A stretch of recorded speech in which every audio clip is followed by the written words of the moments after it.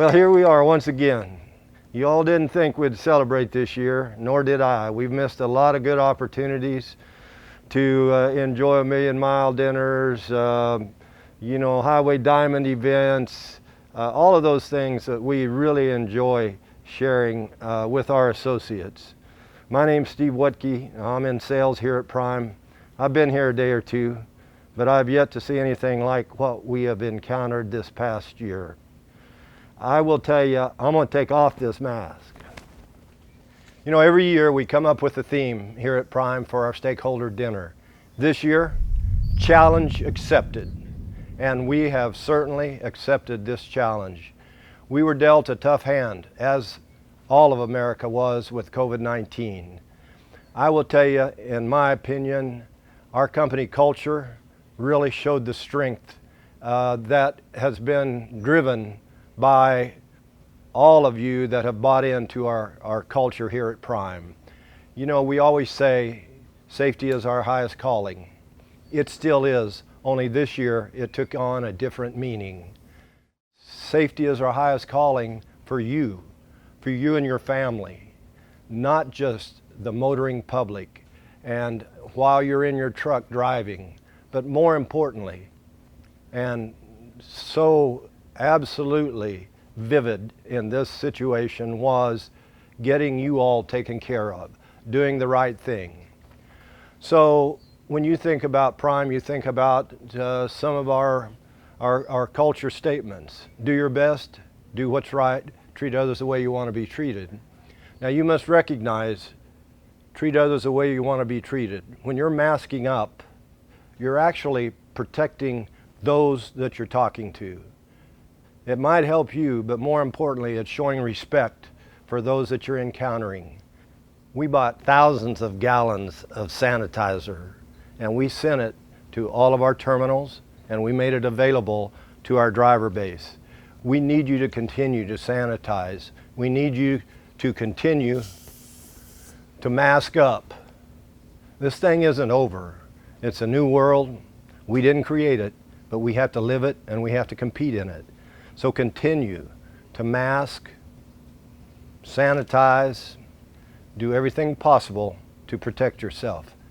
You know, our mission statement is very simple: prosper while providing excellent service to our customers. Now, to that end, you've been just unbelievably proactive and productive. The Carrier of the Year awards this year: Carrier of the Year for Walmart Refrigerated, Smithfield Farmland Carrier of the Year, General Mills, this is like 8 years in a row, Carrier of the Year, Tyson Foods Carrier of the Year, Gorton's was just announced this past week, once again Carrier of the Year, and JBS Swift Carrier of the Year. So you all that have handled that business have done just an outstanding job providing the highest level of service possible. We need to shout out to our shop and our maintenance people who keep you going to make that on-time delivery. So maybe you've got some flaw in your network, maybe your engine's not quite right, maybe you got a flat tire, whatever. But our maintenance people are a big part of all of those accomplishments. The world doesn't really stop. Everybody's still buying goods. So as far as a trucking company, I knew that Prime would stay busy. I'm very thankful to get to come into work every day. And even if we got to wear a mask or not. Every time we get into a driver's truck, we always glove up, put our masks on, seat covers, stuff like that. So we're touching as little driver's actual stuff as possible. I mean, we will survive. Now, think about it here. I'm in our operations area. Look at our operations. I don't know where they are, but I can tell you what they're doing. They're keeping you loaded. They're taking your check calls. They're keeping you safe. They're doing all the things that they would be doing if they were in these seats. It's not going to make any difference in my salary, but I'm going to tell you, we were very fortunate and very blessed to have an owner that was foresightful enough that on the second day that this COVID-19 hit, sent everybody home. Now, to that end, our technology people, Rodney Rader and Brianne and his team, had everybody set and ready to go, working from home immediately. Why did we do that? We did it to protect our in-house associates, yet still provide the highest level of service to our customer base and provide the highest earnings available to you, our operators. So thank you for all of that. You all have done a tremendous job adapting to a new environment, something we have never been exposed to, and yet we continue to hit really good numbers productivity-wise and also on the service side. Plus, I'm gonna knock on wood here, we have a great safety record going this year. So do more of it, please. Safety is still our highest calling. Here's the deal, we've talked about it a good bit, and that is that everybody, 95% of our people are working off-site. That's the premise. I'm going to do a little COVID-19 research on our salespeople, and I'm going to see what they're really doing. So I could have went to Quinn's or Dowdy's or Gamusio or Trigg, Sam Garten, Foltz, Massengill, McCoy Brown, Landon Werner. I could have went to any of those people, even Ryan Harrington, but I know they're all working. I want to check on this one right here, Fitzner. So I'll just sneak up here, do a little checking, see what we can find out, see what he's all about working from home, okay?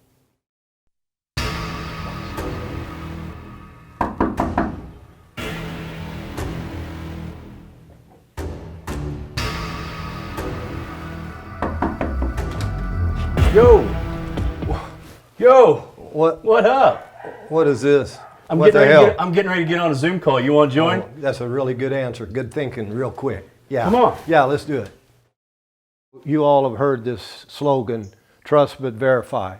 So we verified that Fitzner is actually having a virtual meeting with our best customer, Doug Watney, down at Tyson Foods.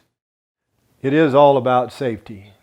And it's safety about you and your families. It's safety about the motoring public and our drivers being safe. I'm going to hand it off now to Steve Field that will actually validate what I'm saying about safety and the improvement that we've experienced. I want to thank all of our Prime associates from the bottom of my heart for working from home, off-site, being so very effective, hitting tremendous numbers, and just getting it done. You've met the challenge, believe me, and you've whipped that challenge.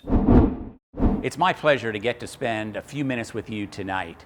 Regardless of what department any of us work in, we each have two basic fundamental responsibilities to our company. If we take these two responsibilities to heart every day, we are going to guarantee the continued success of our company. We've had tremendous success in the past, and these two premises, if we continue to do what we've been doing, will lead to a bright future for our company.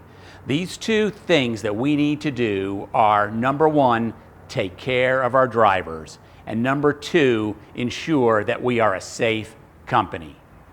Remember this, excluding our military and our first responders, there really is not a more difficult and challenging job in our country than the over-the-road truck driver. Think about it. The long hours, the potential danger of the profession, the family separation, and generally, at least until just recently, a general lack of respect from the general public. That has really changed recently, and if there's one positive from COVID-19, maybe it is that our drivers are finally getting some of the respect that they deserve. From the White House lawns to our shippers and receivers, people have finally realized what we have always known here at Prime, and that is, without truckers, America stops. Who are these American heroes that we call Prime drivers? They're the people you see every day in our facilities, whether they're grabbing a meal, attending a class down in the basement, out in the shop talking to a mechanic about an issue with their truck, or just walking the hallways. Those are our true American heroes. Please remember, without our drivers, we would not be Prime. Sure, we could get loads, we could broker them out. We've got some fantastic people in our brokerage, our logistics division, but that's not really Prime. What Prime is our drivers that last week delivered nearly 18,000 loads. Our drivers are out there every day. They truly are the face of Prime. They're bumping the docks, they're getting fuel, they're helping stranded motorists, they're driving safely in the right lane. We get compliments all the time. That is the face of Prime. Our drivers out there picking up and delivering freight, claim-free and on time. Next time you see one of our drivers, please take a second to just thank them for what they do for our company and for our country. Let's talk for a minute about keeping our company safe. This is always going to begin and end with our drivers, but we all play a role in keeping our company safe. It starts with our recruiting department, through our safety department, through our orientation staff, ensuring that only the best ever get the keys to a Prime truck.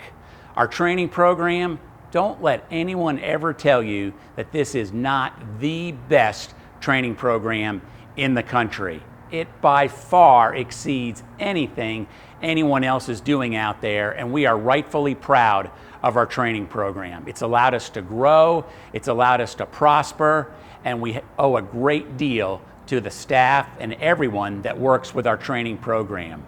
Whether you're working in operations, whether you're working out in the shop, no matter where you're working, we all play a role in supporting our drivers and keeping them safe. Finally, I'm going to ask that you take care of yourselves and take care of your family. We need to do the right thing. We need to be wearing our masks. We need to be social distancing. We need to be washing our hands. We need to be using hand sanitizer. It's not fun. It's not fun at all, but it's what is going to get us through this together as a team. It's now my pleasure to pass the baton to Nikki Morrison from our accounting department. Hello, Prime family. It's good to be back in front of everyone, despite not seeing everyone's face. But, challenge accepted. And what an appropriate theme for this year's Stakeholders. And I don't just mean because of the coronavirus environment we're in. I mean, this was a really tough marketplace for the entire trucking industry last year, especially when considering how hot 2018 was. This was the first year in many, many years that we actually shrank our fleet a bit. We started the year with the truck count of almost 6,900 units, and we ended at about 120 fewer trucks, or 6,755. That change was strategic. When the market is tight, we have to protect our assets, our drivers. There's not as much freight to go around, so we want to secure the amount of revenue going to each unit. And that's exactly what we did for all of our divisions. On the flip side, we bumped up our trailer count by about 300 trailers. We're now just over 15,000. This was also a strategic move to gain some efficiencies for our drivers as well. So what did these changes result with?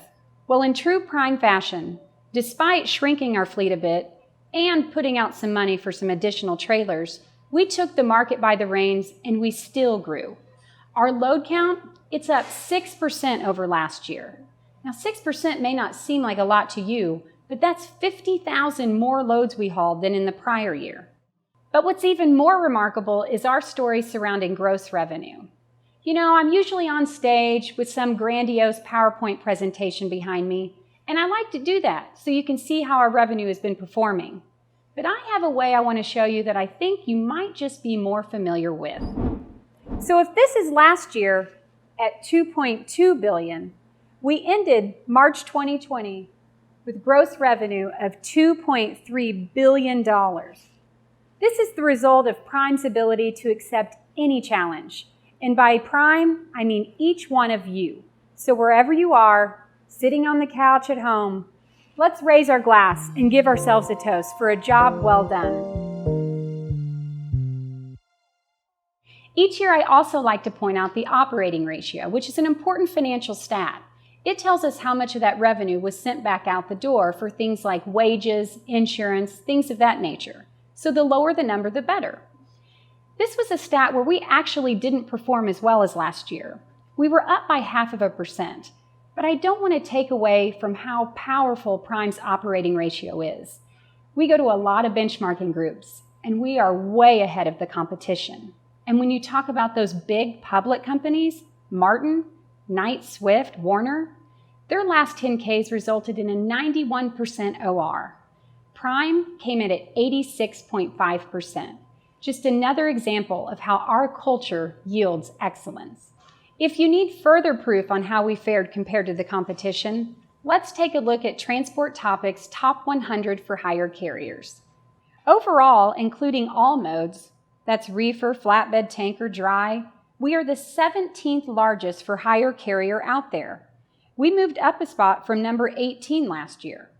But when you break it down by our modes, tanker, who makes up about 3.5% of our business, came in ranking at the 26th largest tanker carrier.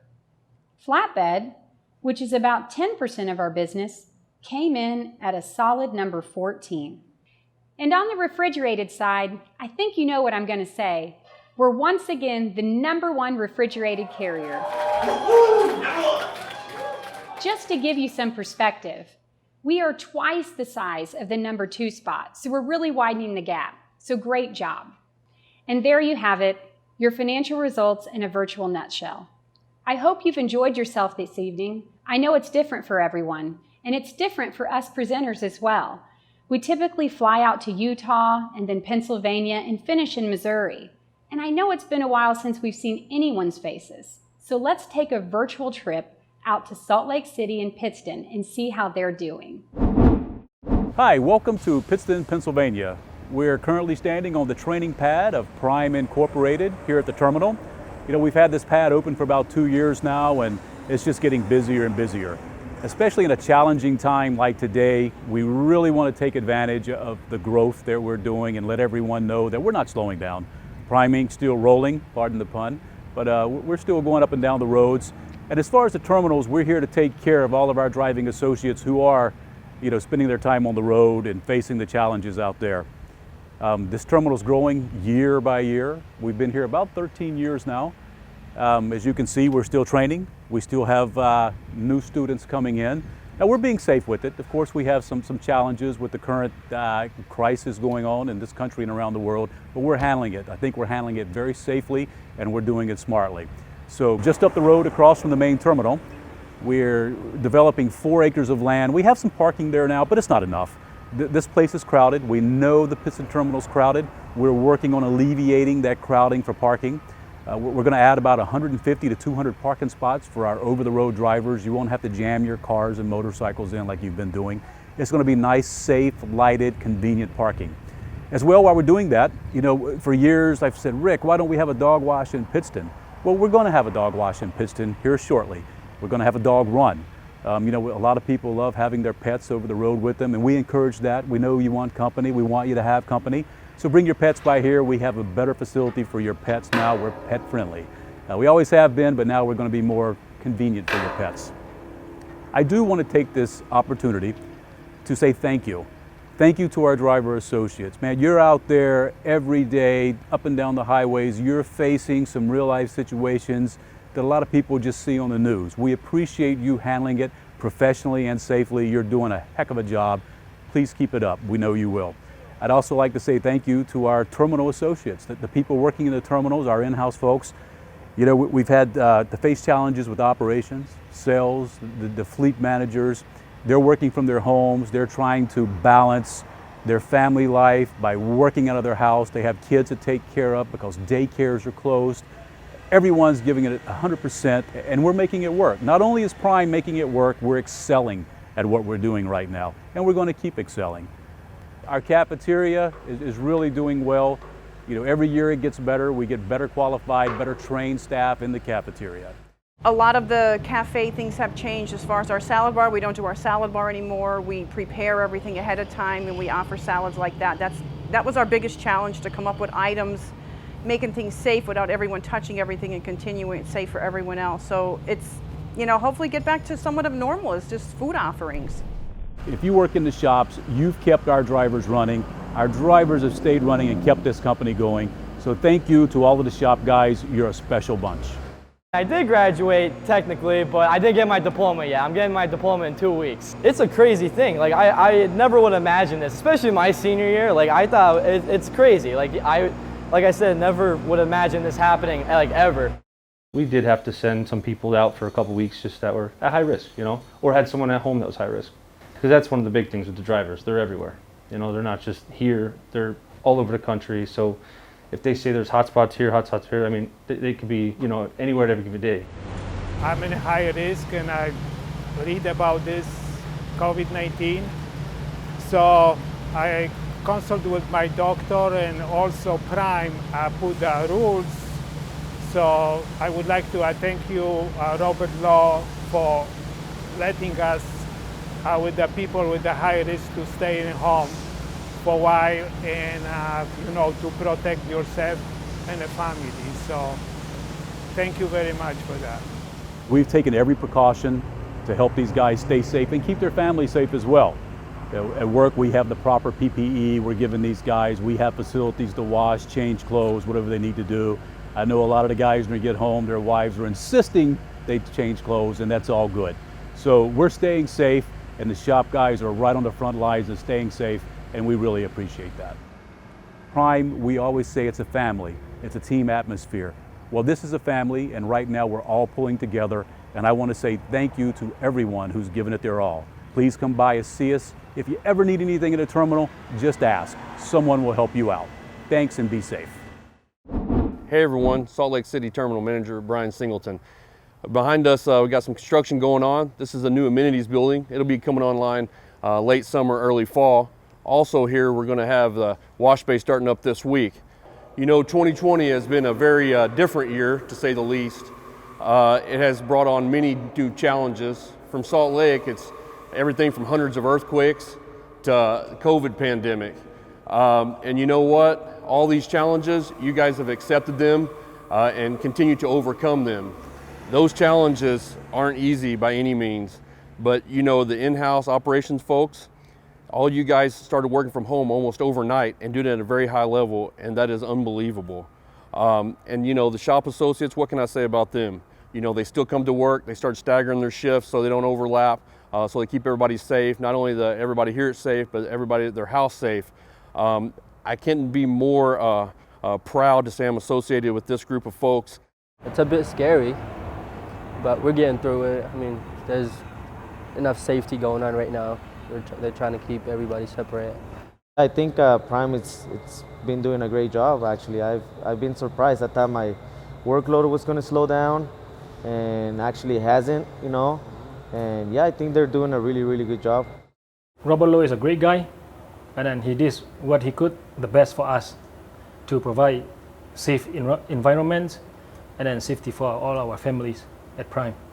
Masks are a big part, especially at work. I mean, Prime's done a really good job of making sure we have, you know, hand sanitizer, masks, things that we need. They've been pretty good with it. They've been calm about it. They understand, like, I wash my hands, sanitize, wear my mask at work when I have to. And they know if I've been exposed, I stay home or don't go home or anything like that. When I get home, take shower before I go anywhere else. Straight to shower. I never had to worry about, you know, coming into work and losing my job like you heard on the news and stuff. It was nice to know that, you know, Prime's such a big part of transport and, you know, transporting goods that I never felt like I was going to be one of those people that lost my job. You know, I always felt pretty secure with that. You guys, if it wasn't for you and the drivers serving us here at Prime, Prime wouldn't be running right now. And you know, to take it a little farther, America wouldn't be running. I tell you right now, you are essential workers. Every one of you are essential worker to put food on the table and get everything done for America. So I'm so proud to be associated with this group of folks. I just want to say that I know deep in my heart, no matter what 2020, 2021, 2022, any year throws at us, no matter those challenges, you guys will accept them easily and overcome them just like you do now. So I know I sleep well at night knowing you're on my side. So thank you, thank you, thank you from the bottom of my heart, from my family, from Robert and Prime and America. Thank you so much. Thanks, Rick and Brian. I think you guys nailed it. This year's theme really focuses on what an incredible job our people have done in the face of an obvious significant challenge. But it doesn't really surprise me when you understand our culture. You know, culture can be defined a lot of ways, but one in particular is the collective achievements of a group of people. And when I listen to the list of achievements that Nikki just went over, I think everyone in our company should be incredibly proud. One of the strongest parts of our culture is empowerment. We want you to make decisions, to do the right thing. I've heard Robert say one of his many world-famous quotes, and it goes like this: "We want to be a PT boat, not a battleship." Now, I got to be honest. I didn't even know what a PT boat was. I had to go to Google. Turns out a PT boat stands for Patrol Torpedo. These were boats that came out in World War II, and they were fast, flexible, and maneuverable. We want you to have that same discretion in making decisions. We want it to be flexible and to be able to put it in action quickly. One of my biggest concerns as we grow, because we are a growth company, is that we might lose some of that flexibility, some of that ability to move quickly. Kind of like our bodies. I mean, I'll be honest, when I was a little kid, I was like Gumby. I could bend me in a million directions. And today, if I had two people pushing on my back, I couldn't touch my toes. But Prime has somehow managed to stay in shape. Just look at how we responded to this environment. Look how quickly we got people mobilized at home. Kudos to our IT department for getting our folks set up at home just like they were sitting in the office. And look how quickly we organized a crew to sanitize our offices every day.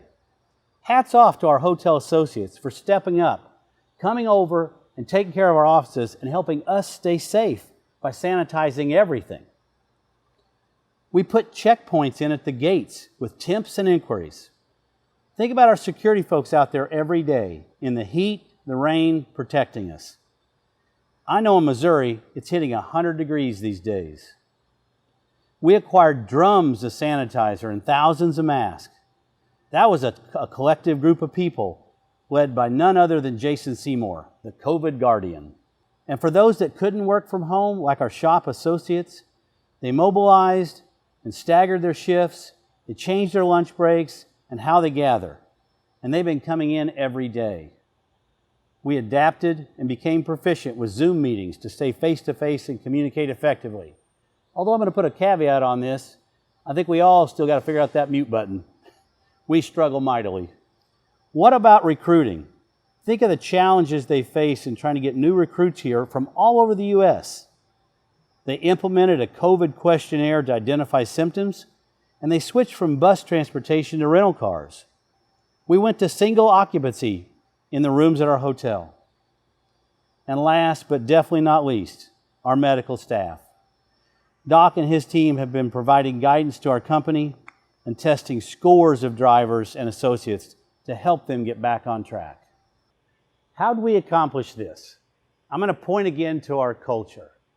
One owner, Robert Lowe, who wants us to think like an owner and get paid and rewarded like an owner. Now, it's not just the share. I know we're all excited about the share, but it's much more than that. It really goes to our pay-for-performance structure. It's the core of our culture.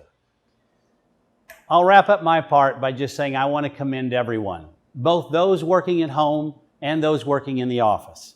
And as one of the individuals that's been in the office most of the time, I have to admit, I've really enjoyed the fact that I can drive in, park right on the front row, and get my breakfast in about 2 minutes. But the truth is, I miss those that aren't here. And I look forward to the day when you're back, when I can see your faces not covered by a mask and see your smiles. Hey, Nikki. Hey, Daryl. Good job. Thanks. Cheers. Whoa, whoa, whoa. 6 feet apart, guys. I'm going to have to talk to Robert and Steve about this. In fact, let's talk to Robert and Steve right now. Hey, Robert, let's take these off. Okay, we've been compliant. Jason may come here and arrest us. That's all I'm saying. Thank you, Jason, for giving us that introduction. And beyond that, let me tell you, we owe Jason, all of our associates owe Jason a tremendous thank you. He has taken the bull by the horns. He's been the leader on the COVID-19 actions. He's gotten sanitizers all over this world, hadn't he? He's been out there on the front line for sure, leading the way, and he's done an excellent job. I think it's a tribute to the whole team, but Jason is a great leader out there keeping us safe. So, Jason, you're all right with me, man. Yeah, I didn't want to take away from what everybody else has done because it's been a phenomenal story. If I think back, well, 50 years ago, right? 50 years ago? Ain't no way. I think so. I think, let me see your driver's license. I think it is 50 years ago. You started this story. And like 11 years ago, we started these stakeholder dinners. Remember, we started because we wanted transparency, because you, Luana, your family owned Prime. Private companies sometimes hoard the numbers, but that's not the way you roll. You wanted to share. You wanted everybody to know where we were. Your business model has been perfect. We'll talk more about it. But you remember all that, don't you? I just remember back maybe 25 to 30 years, which makes me much younger than you thought, than you might think. Much younger. No, 50 years, that's true. Hard to believe. Challenges, you know, we say challenge accepted, right? We're talking about COVID-19, right? One challenge I have is this quarantine 15 going to COVID-19. But you know, let's get back a little bit to the history. Yeah. It's been a ride. There've been challenges all the way.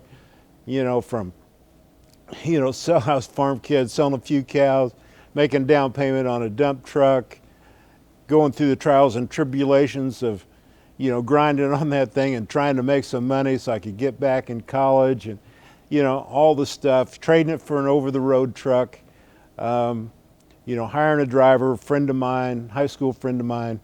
I know our high school wasn't that big, so there weren't a lot of rocket scientists where I went to high school. Urbana, Missouri, population 259.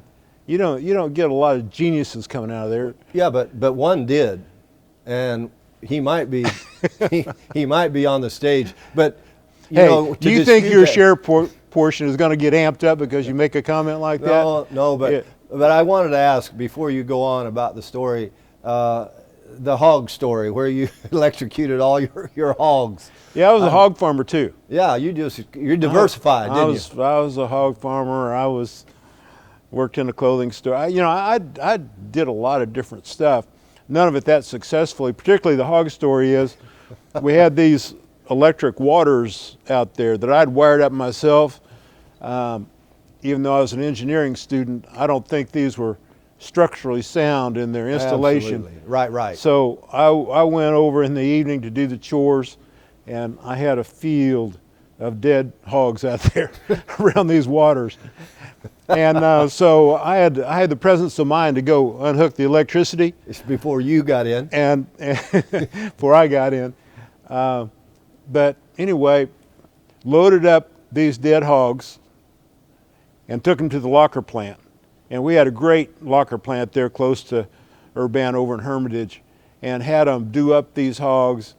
And we made, a lot of hams. I bet Vera was doing pork chops every meal. Oh, the house smelled so good. I mean, that aroma of, pork chops and cured hams. I mean, it's great. But anyway, we took them over to Fort Scott, Kansas, where you used to work. Yeah. And I don't think I gave you one because you weren't that important at the time. I guess not. But we gave them to the fleet managers. We gave them to the sales coordinators. And they loved those hams, and they gave me good loads. I was going to say, did your turn of truck improve immensely? And my revenue shot up 50%. Quality of revenue sky high, right? Yeah. That's the way that works. They're always yelling at me about not turning in my logs, but I got to pass on that. So incentive-based compensation. We just ran the paint off those white trucks, I'm telling you. It is an interesting story, and we have so many young associates that really haven't been exposed to it. It is worth the listening to because you did overcome some challenges. You accepted them. I mean, back in 1980, you accepted a huge challenge. I know you recall that. Well, I did, but my challenges, I think for most of us, and I'll say for me, my challenges were self-made, self-induced, Self-inflicted. in a lot of ways. We started in 70. Actually, the dump truck came a little bit before 70. We formed the corporation in 70. And for that next 10 years, we ran hard. We went back and forth to California. We generated a lot of revenue and kind of worked off the float.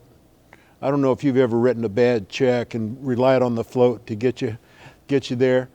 No? Tell me. Don't tell me you did it. I hope I'm not admitting to any capital offenses here, but I don't think so. My financing abilities were kind of limited, but we grew very rapidly. I guess you could say successfully. Made $1 million in 1979.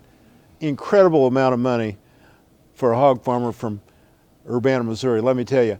And I thought it was pretty easy. Yeah, well, 70 to 80. You was rocking and rolling, weren't you? We doubled every year. Yeah. You can take and play it out. Yeah. We got to we were annualizing at over 40 million. Yeah. But we had too much debt.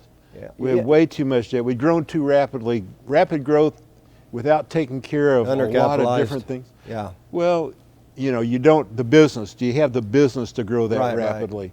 So if you don't have the business, you're taking it out, not out of the company's bottom line, but you're taking it out of the driver's pocket, because you're taking more drivers and spreading it over the same amount of freight. Yeah. We know how that works. We know that doesn't work. That creates driver turnover. So I learned that lesson. But the good news was you didn't have to run teams, because you just ran over hours constantly on solos, right? Well, we'll say that our log department was somewhat liberal. It was pretty lax, and we just said run them. I got you. Well, that was the way of the world back then. So in 79 you make $1 million, and 1980 share the rest of that. Yeah. Well, I was smart enough to figure out that Urbana wasn't doing it. We were 50 miles off the interstate. We couldn't hire, we need some smart folks. Smart, kind of like you purport to be. Other than our Urbana graduates. Yeah, my high school buddies and me running this thing, it wasn't working that well. I recognize that. So we're moving to Springfield, moving to the big city of Springfield, which is the best thing I ever did. Built a new building. It cost us $2 million. So we more than spent that $1 million that we made in 79. Yeah. Built a new facility, cost $1 million, and my plan was to double the fleet again. So we're going from like 150 trucks to 300 trucks. Again, more debt, more growth. With that growth, you have all kinds of challenges, and moved to Springfield. So we moved down here, and within just a few months, even progressively, we were in trouble. Cash flow sucked. We were trying to load these trucks, moving into a new facility, trying to hire some good people, which we eventually did. It was much easier to do here in Springfield. But our debt, that $1 million in profit was more than exceeded by the amount that our interest expense went up. Sure. And I always blame our bankruptcy on increased interest expense, because it's kind to me, but really it was not only the interest expense going up, it was some of the other management decisions, and the business model that we had at the time. Yeah. It was nothing special. It wasn't particularly sound. Yeah. In fact, it was unsound. Right. So again, I talked about self-induced challenges and pain. I certainly created them, but by October of 1981, we were in Chapter 11. Have a drink on that one. You need a little sip with our associates. I'm sure they're out there having a drink with us. Salud, man. So you had this idea that you're going to keep growing, and you're going to grow 300 trucks, but you really don't have that volume of business to offset those 300 trucks. Plus, now we're just a little bit tight on cash. We are very tight. You may remember the very true story where Luana and I came to a Shriners raffle. Right. A Shriners raffle in 1980. and it's where, you know, the moderator draws a number out of there, and they get kind of booby prizes, you know, balloons and, you know, stuff.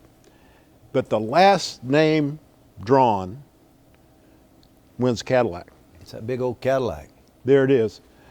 The color's a little bit off. I mean, actually, that Cadillac's a little prettier than that It one. was But deep blue, that wasn't it? you get the idea. It was deep blue. Yeah, deep blue. I remember. And I swear, if I had not won that Cadillac in 1980, I would have been walking in 81.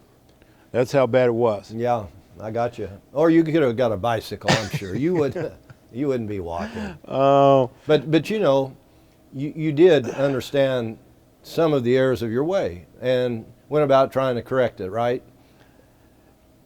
Yeah, I mean, it was kind of trial and error for a while. And yeah, but you also realized, in my opinion, that your greatest resource was going to be people.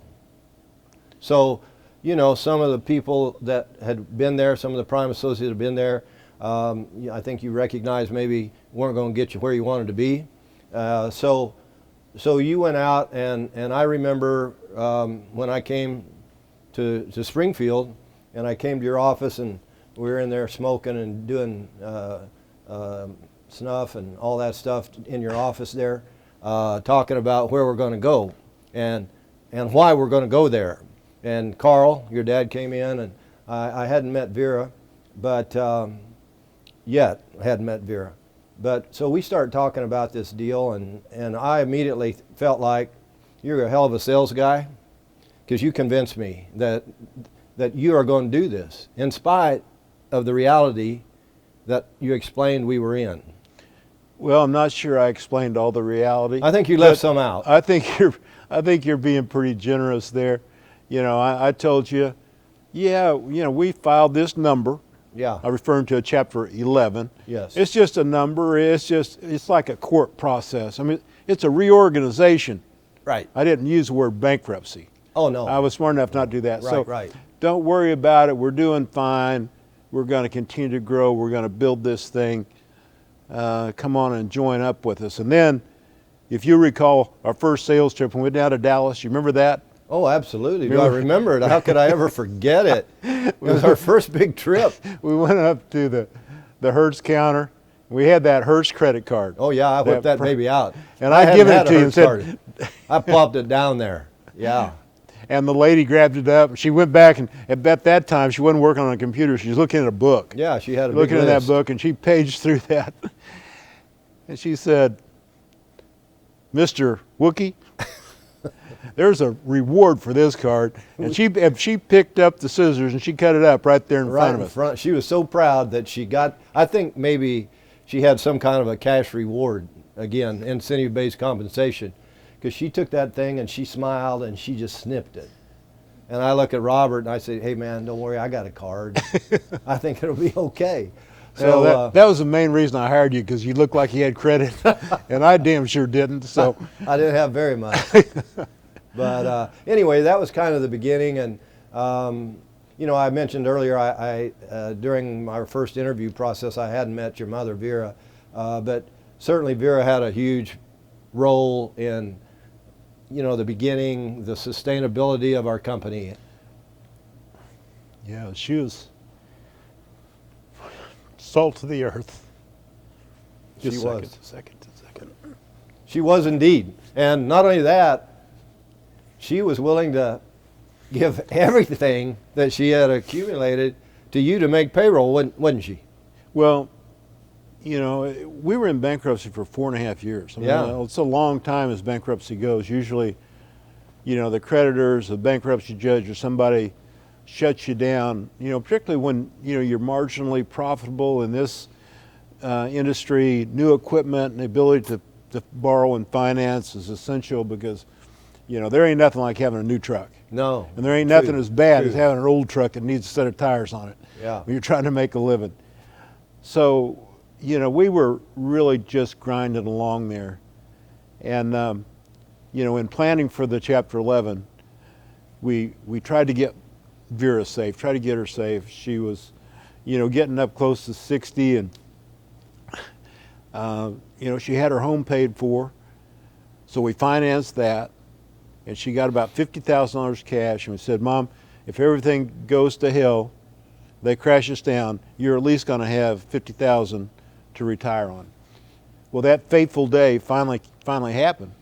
You know, again, you know, we're floating checks out there, trying to keep our bills paid, trying to make payroll, and finally that day came. Yeah. When we'd exhausted all our resources, we were completely broke, and the bank called and said, "You've got checks down here and no funds." They didn't take another check to cover checks that were coming in anymore. But they said, you know, we're gonna bounce these checks, and of course, like today, if you bounce a fuel check, you know, that's sayonara. Yeah. I mean, you got to pay for your fuel. These truck stops have no personality or forgiveness whatsoever. None. So, you know, we had we have meetings now. Well, these were serious meetings. Right. So, myself and Fred Mertz and a couple others, Buck Bebo, I mean, these names go way back, said, you know, what are we going to do? I mean, it's done. I didn't have any money to put in. Nobody else was willing to put any money in. I don't blame them. I didn't want them to. I didn't want her to. But she insisted on putting that $50,000 in. And that $50,000 got us through that day. And then another day and another day. And a group of drivers came to me and said, look, we'll drive for free for a week. No pay for a week, just to help out. Yeah. Because, you know, they're aware of what's going on. And I took them up on it. I paid them back. Yeah. I paid her back the $50,000 eventually. But, you know, she had the faith and confidence in the company that we were going to make it. She was willing to risk it all. She would have been 60 years old, no job, abject poverty, and she did it. The love of Took a a lot mother. of courage, yeah. The love of a mother, right? You know, I was thinking back about the first staff meeting along these lines that I went to, and of course Johnny Moore was doing the numbers, and we're in that the old boardroom, and it's kind of dark, and 7 o'clock, and you're still conducting the same kind of meetings then, and questioning what's going on, and I remember Johnny Moore, his time came, and he says, well, we really had a pretty good week. We only lost 60 grand this week. And that was my first staff meeting, and I'm thinking, wow, this is good. This is good. This is a chapter. So yeah, anyway, well, and that was while we were interesting. in 11. I remember at first we were burning off about 100 grand a week. I mean, we were a fairly good sized truck line, you know, 330 trucks, something like that at the time. And things started happening that were good things, where we gained some cash. And of course, you got to have cash in bankruptcy because you can't borrow anything. You did have a good run of luck there. A couple good things I wish I could have found a banker that was stupid enough to lend me money, but made life easier. I don't think they'd be employed long. But during this time too, you were coming to the realization that the best business model is pay for performance, whether that's your driver base or whether that's your in-house associates, right? Absolutely. That was occurring during the pendency of the 11. You know, it was kind of like, we can't guarantee you, like when I hired you, Steve, I can't guarantee you your big salary. Big, high-powered sales guy. I can't guarantee you that big salary. Yeah. But look, Yeah. if we're successful, we do well, we get this thing on its feet, we'll work out a formula to reward you proportionally. Yeah. And we use that example with drivers. We developed, you know, the independent contractor model. We developed an incentive program for virtually everybody in the place, so everybody was incented, and it really makes sense. Yeah. You know, to be like an owner, to behave like an owner, make decisions like an owner. You know, and it worked. Yeah. And it still works. It works very well. But if I hadn't gone through the bankruptcy, you know, I probably wouldn't have come up with it. Yeah, yeah. But it was really a good business model, and it still exists today with lots of improvement. I think that throughout Prime, you'll find that there's a level of respect for the individual, respect for the driver, which, you know, I think is, you know, needed in this industry. You know, drivers haven't been treated with respect that they truly deserve, because they're the lifeblood of the company. But that appreciation for people, that treating with respect, treating people the way you'd like to be treated, it works. Yeah. And we developed it during the pendency of the 11. Yeah, so we became driver focused, people focused, and knew all along that we had to have a terrific service offering to take care of our customer base. If you recall, we had many of our good customers kind of hang with us through the Chapter 11, and man, it's much appreciated, because we'd have been screwed without that. You know, equipment is a big part of this, you know, not to depart too far from the people side, but I remember, you may recall those trailers we had to load everything on pallets because we needed to get more air circulation in those refrigerated trailers, and we still had some soft product claims. And it wasn't because of misset temperatures, because the units, I mean, you could throw a cat through the side door. Yeah, kind of older. And they were older. Yeah. And they were pretty loosey, and you could throw a cat through the side door, and it's hard to cool one of those. It is, but you know, we got all through that again and started upgrading equipment, and then really started trying to get focused on technology and where that was going to take us, right? And that was quite a challenge, you have to admit. It was. I mean, you know, we were, at that time, we were making good money, and of course that really helped with the financing and the acquisition of the technology we needed. And we were starting to get some good people, and we were investing in technology, and you know, we went to Qualcomm, which was a watershed to our company, really, a technology watershed to the industry. And you know, we just kept improving on the service, the communications, you know, the features that we had to offer the shipper and the driver. We had new equipment, and really since about 86 or 87, you know, we jumped right out there and drove it down to about an 85 or 86 OR, and you know, really have continued on that path. Yeah, and that revenue glide scope was pretty, wasn't it, during those times? It really was, and we were talking about it yesterday.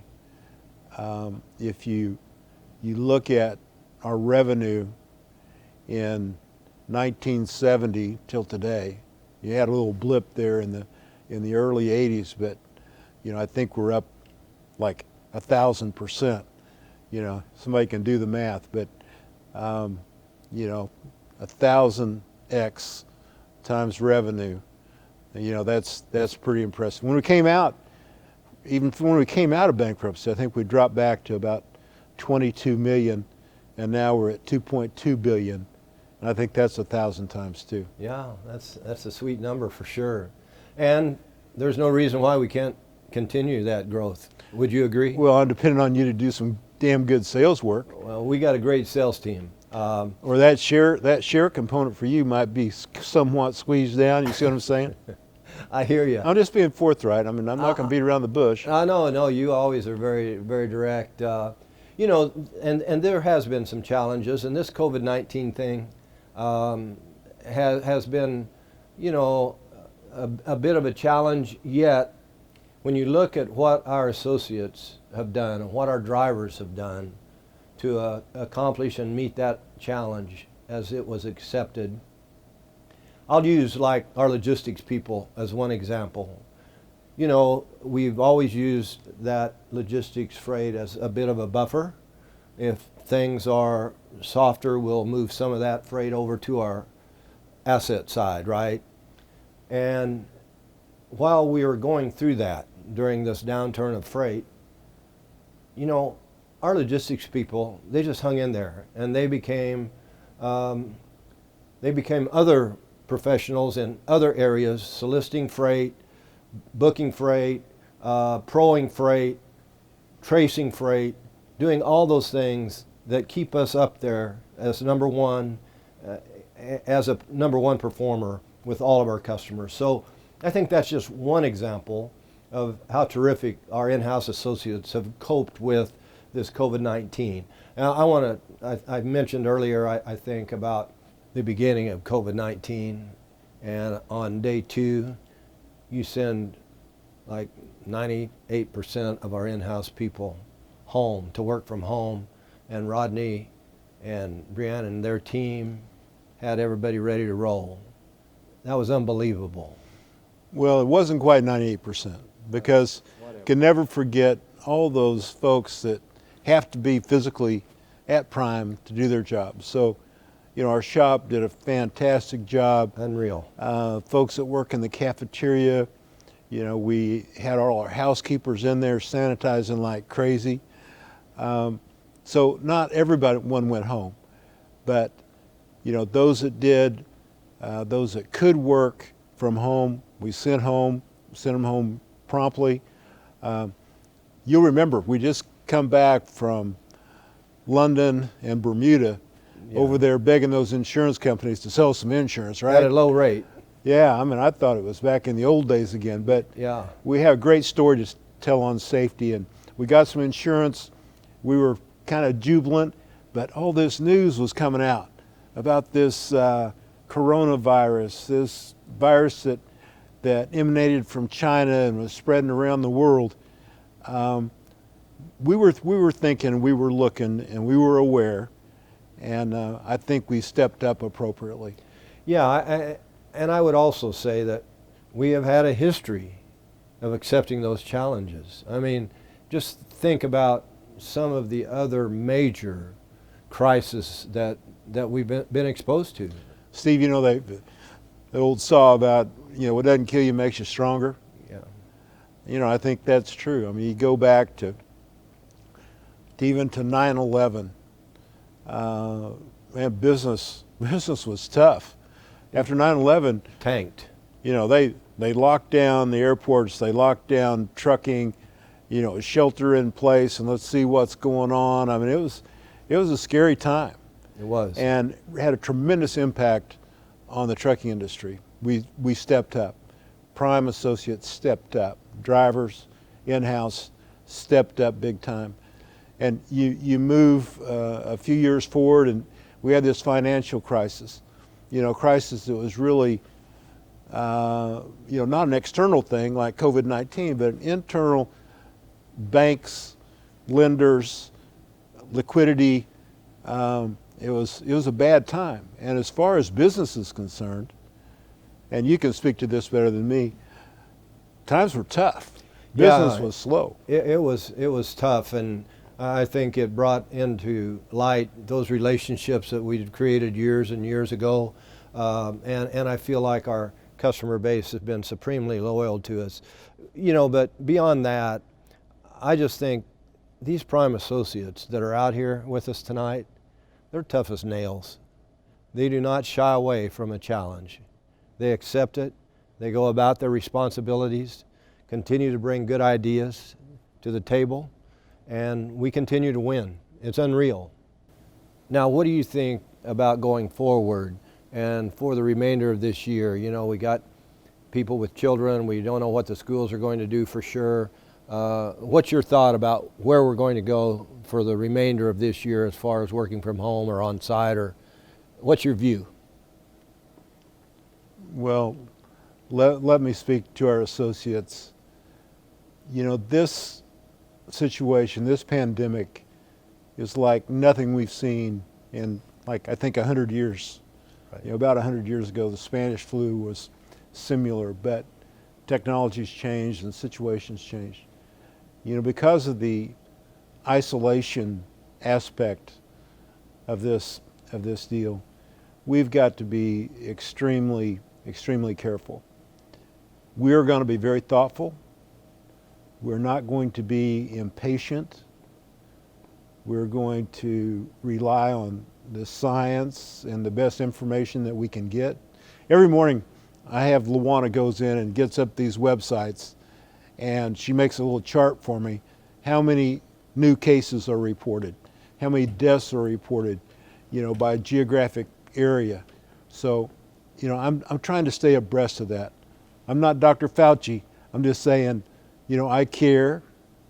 I care about the health and safety of every associate's loved ones, parents, children, and we're going to do everything we can to protect them. Safety is number one.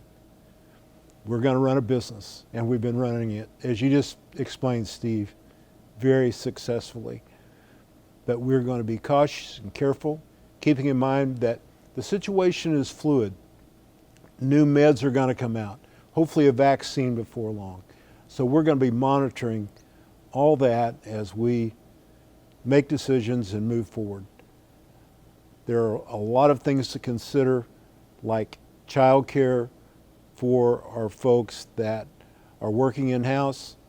It's hard to work from home when you have a 1-year-old and a 3-year-old crying in the background. You're trying to take care of them.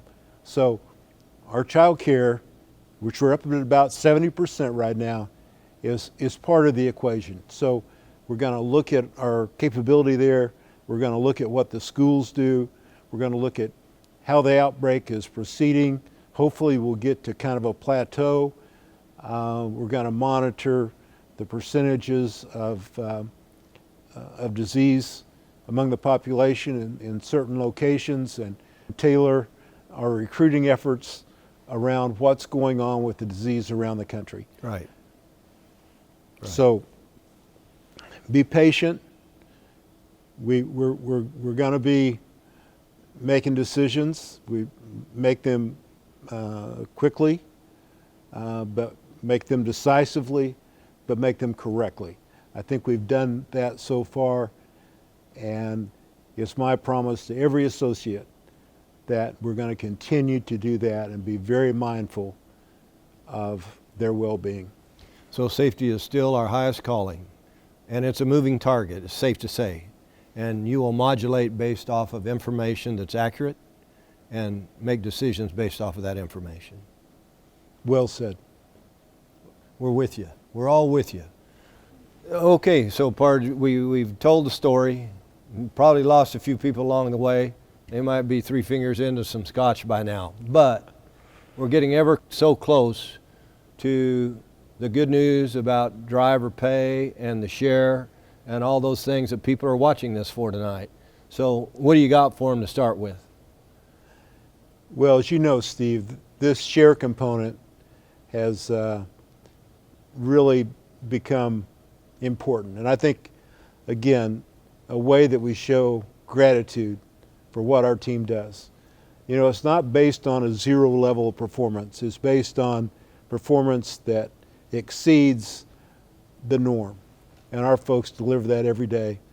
And as one of our values about share, we will share with our associates fairly according to their contribution to our success. Correct. So that's what the share is all about. If you recall, the first year that we had a share was, I think, 4% up to the first 50,000 of W-2 income. And that's $2,000. This year, we'll see here in a minute, but I'm hoping that it's a little bit more than that, because I think our folks have sure stepped up. We never want to forget our drivers. In-house, very important. Our drivers obviously make this company what it is. So let's talk about what we're going to do for our company drivers. Our independent contractors, things kind of take care of themselves. With growth of revenue, growth of volume, they participate 72-28. That's really the purest form of share, because we're sharing along those percentages with everything we do. Company drivers are not typically on percentage. We're going that way. We've got some that in some regional operations that have a percentage component to their compensation. But let's talk about all company drivers in all divisions, their compensation effective next week being increased 1 cent a mile. Drivers that are eligible for the team incentive, you know, we've paid 25 cents a mile on everything between 3,000 and 4,000 miles. That's going to be increased likewise to 26 cents a mile. For teams that achieve over 4,000 miles, for those miles in excess of 4,000 miles, their compensation will be increased from 30 cents a mile to 31 cents a mile. Now for our reefer company team, typically 2 A-seat drivers, we're going to create a guarantee of $1,450 per week. If they're 100% available, they get at least $1,450 per driver for our reefer teams. Again, this assumes 100% availability. You know, I want to thank all our drivers, you know, our company drivers, our independent contractor drivers. They've done a fantastic job. You know, this increase is well deserved, and let's just keep after it, and hopefully we can do it again next year.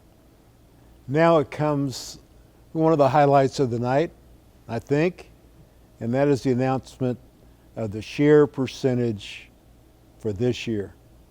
You know, I hope everybody's got the app, right, on their telephone. If you got that app, it should be coming across just about now. What? Right now? Well, if you got it. And I thought everybody got it. I said with one exception. Oh, and so you're saying perhaps? Perhaps not. Do you have the app? Yeah, I'm on. Do you know how to use it? You don't have to do anything. If you have the app, look at your phone. I got all these other messages. You've got a lot of input from our associates about the Prime story, but I want to know what it is. Yeah, well, keep watching. I want the number, man. It'll keep coming. I mean, technology is wonderful, but it's not perfect. Well, I'm just waiting. Oh, hey, here we go. You got something? Now we're talking. Oh, yeah? Yeah. Don't tell me what it is. It's a 6-pack, at least. You know, our culture is about share. I mentioned it earlier. This is central to our values and what we do. So you all deserve it. Thank you for your contribution to our success. And let's just build on it for next year. Thanks again. Now, let's have some prizes. Let's draw some prizes. I want to win that big screen. Oh man, I need it. I need the big screen. I got to get on that big screen. Okay, Pard, let's give away some gifts to our associates. Let's start with a $50 gift card from Bass Pro. Who you got there? Brody Wicklund, Echo Tire. Brody, you got a $50 gift certificate from Bass Pro. Let's do another one of those Bass Pros. 50 bucks. And this is, all right, Bodie Oaks from Salt Lake City Trailer Rebuild. You got yourself a Bass Pro $50 card. All right. Now we're going to go to Academy. This will be a $50 gift card as well. Wait. You got two. Oh. All right. This is for Academy, $50. Doug Kirchner, Yard Jockey, Reed City, Michigan. Congratulations, Doug. $50 Academy. One more Academy, 50 bucks. Rachel Sane, Flatbed Sales. Congratulations, Rachel. Enjoy the $50 from Academy. Now we're going to go to Walmart. You know, we do a little business with Walmart. That'd be a good one. 50 bucks from Walmart. William Hands, Springfield Tires. Congratulations, William. Another $50 from Walmart, gift card.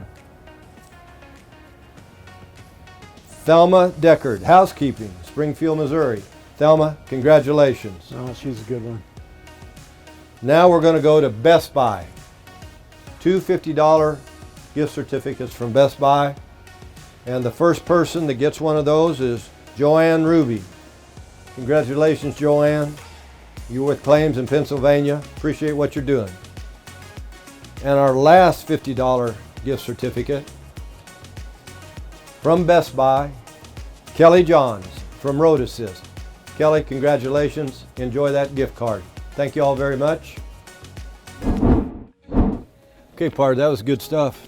Now we get to give good things away. We do. So we got Apple Watches, 4 of those, I think. And we got 4 of these big screens to give away, among some other things later. Okay. This is for an Apple Watch. Let me see if I can find my ticket in there. Get in there deep. Stir them up. Here you go. Oh my goodness. This is Joseph Landrum, Decatur Tank Wash. This is your Apple Watch, my friend. Congratulations. I hope you're watching. What's next? Another Apple Watch. Another Apple Watch. Here you go. All right, Jennifer Ivory of Daycare. Got an All Apple right. Watch. Congratulations. What's next? Another Apple Watch. I got to check these to make sure you yeah, do it make right. Sure. Oh man. Michael Child, Salt Lake City Plaza, gets himself a Apple Watch, brand new, untouched.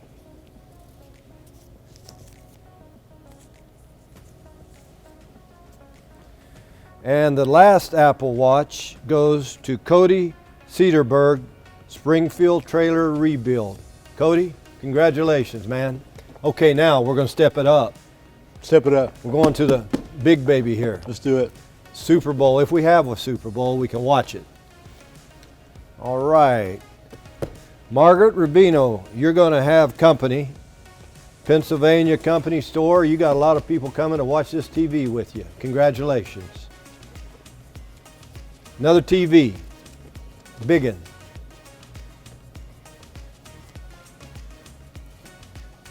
This TV is going to Anthony Granahan from Pennsylvania Plaza. All right. Congratulations, Anthony.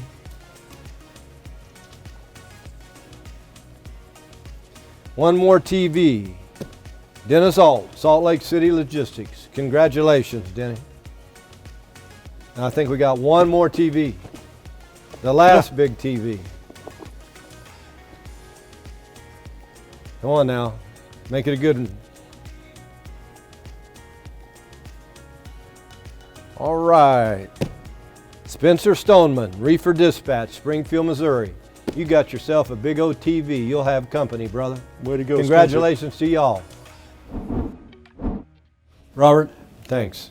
Thanks, man. Have a good night. Appreciate you. Thanks for all you do for our company. Thank you. Proud of you. And thank you all. Have a good night. Thank you all.